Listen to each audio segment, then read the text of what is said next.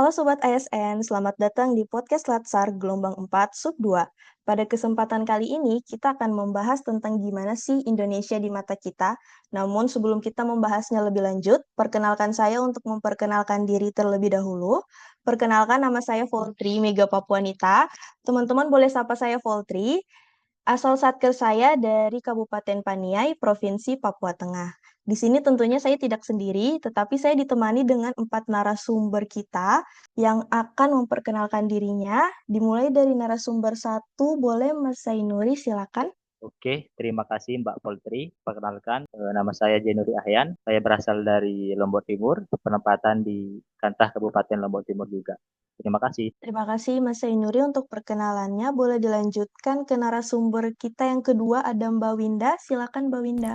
Baik, terima kasih Mbak Poltri atas kesempatannya. Perkenalkan, nama saya Tri Winda Listiani, biasa dipanggil Winda, asal Satker dari Kanwil BPN Provinsi Maluku. Terima kasih. Terima kasih Mbak Winda. Boleh dilanjutkan ke narasumber kita yang ketiga, ada Mas Reno. Silakan Mas Reno. Ya, terima kasih kesempatannya Mbak Poldri. Izin saya perkenalkan diri, nama saya Reno Cipto Pamungkas. Saya dari Satker, Kantor Pertahanan Kabupaten Tambrau, Provinsi Papua Barat. Terima kasih. Terima kasih Mas Reno untuk perkenalannya. Dan yang terakhir ada narasumber kita yang keempat, ada Mbak Tita. Silakan Mbak Tita. Baik, terima kasih Mbak Voltri. Perkenalkan, nama saya Sartita, bisa dipanggil Tita. Asal Satker saya yaitu Kanta Kabupaten Toli-Toli. Terima kasih. Kita telah mendengar perkenalan dari keempat narasumber kita. Sekarang tiba saatnya kita akan masuk ke dalam Soul of Nation. Katanya Indonesia itu besar, tapi seberapa sering sih kita benar-benar melihat wajah bangsa ini di balik hiruk-pikuk berita yang sering berseliweran negatif? Hari ini kita akan memvisualisasikan Indonesia lewat kacamata yang berbeda, yang akan ditanggapi oleh narasumber kita yang pertama, yaitu Mas Zainuri. Silakan Mas Zainuri. Oke, terima kasih atas kesempatannya. Kalau dari saya, diminta memvisualisasikan bangsa, saya melihat ketangguhan di dalam Indonesia ini. Kita ini bangsa yang sering dihantam badai, tetapi selalu punya cara yang unik untuk membalikan keadaan. Entah itu tertawa atau bangkit lagi, lewat gotong royong tentunya. Itulah bela negara yang paling tulus. Mungkin itu dari saya, Mbak. Terima kasih atas tanggapannya Mas Zainuri. Benar sekali bahwa gotong royong itulah yang sebenarnya memvisualisasikan bela negara yang paling tulus. Berkaitan dengan wawasan kebangsaan bukan hafalan, bagaimana sih tanggapan narasumber kita yang kedua, ada Mbak Winda. Mbak Winda, bagaimana sih kamu dari generasi yang melek teknologi, seringkali wawasan kebangsaan ini dianggap kaku seperti pelajaran di sekolah. Bagaimana kamu visualisasikannya? Silakan Mbak Winda. Baik Mbak Poltri, sebelumnya terima kasih.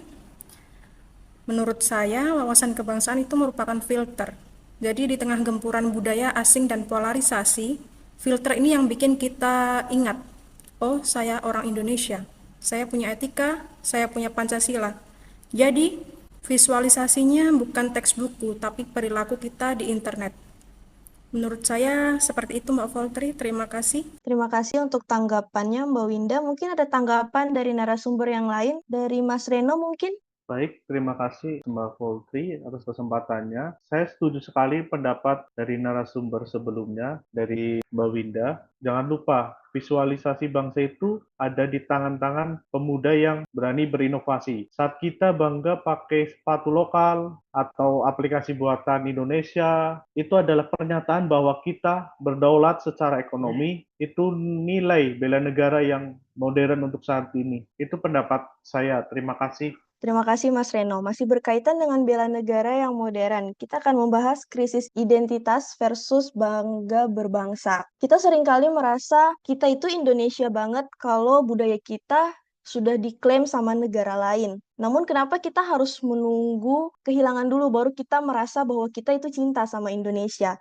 Mungkin dari narasumber keempat boleh ditanggapi. Mbak Tita, silakan Mbak Tita. Itu namanya reaktif patriotis. Padahal visualisasi bangsa harusnya bersifat proaktif. Kita harus bangga sejak dalam pikiran, menghargai perbedaan suku sebagai kekayaan, bukan sebagai sekat. Kita harus melihat Indonesia sebagai satu kesatuan utuh dari Sabang sampai Merauke.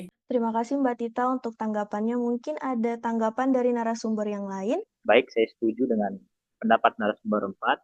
Makanya daripada itu, kampanye berbangsa dan bernegara ini penting sekali. Bukan buat pamer ke negara lain atau negara tetangga, tetapi juga buat menumbuhkan rasa kurang percaya diri bangsa diri kita sendiri dengan mengedepankan promosi budaya dan kampanye berbangsa. Terima kasih. Terima kasih Mas Ainuri. Berkaitan dengan kampanye, gimana sih tanggapan dari Mas Reno mengenai kolaborasi dan komitmen kalau kita berbicara soal kerjasama? Bagaimana tanggapan Mas Reno melihat kerjasama itu sendiri sebagai miniatur bela negara? Silakan Mas Reno. Baik, terima kasih. Di sini saya akan menjelaskan bahwa dengan kita melihat contoh pembuatan video ini adalah contoh kecil kita berbagi tugas, menurunkan ego, dan satu visi. Kalau di level kelompok kecil saja kita kompak, bayangkan kalau satu bangsa punya frekuensi yang sama, akan ada hasil yang luar biasa. Terima kasih. Terima kasih untuk Mas Reno atas tanggapannya. Kita telah tiba di penghujung podcast ini. Yang dapat saya simpulkan dari podcast ini adalah dari pernyataan-pernyataan keempat narasumber kita dapat mendefinisikan ulang nilai kebangsaan menjadi 3 pilar utama, yaitu yang pertama ada bela negara yang modern. Bukan sekedar fisik, melainkan sebuah ketangguhan untuk bangkit lewat gotong royong, berdaulat secara ekonomi dengan berbangga diri menggunakan produk lokal, serta menjaga etika di dunia digital sebagai filter budaya. Pilar yang kedua yaitu patriotisme yang proaktif. Ajakan untuk mencintai budaya dan menghargai keberagaman suku sebagai kekayaan secara sadar tanpa harus menunggu adanya klaim dari pihak asing. Dan pilar yang terakhir adalah kolaborasi yang nyata, menjadikan kerjasama kelompok, yaitu menurunkan ego, satu visi, membagi tugas yang adil sebagai miniatur bela negara. Baik Sobat ASN, kita telah tiba pada penghujung podcast ini, namun sebelum kita berpisah, boleh dong kita mendengarkan satu kata dari keempat narasumber kita yang memvisualisasikan bagaimana sih Indonesia di masa depan. Mandiri. Cerdas. 1. Mendunia. Mandiri, cerdas, satu, dan mendunia. Akhir kata, Indonesia adalah sebuah lukisan yang belum selesai dan kita sendirilah puasnya.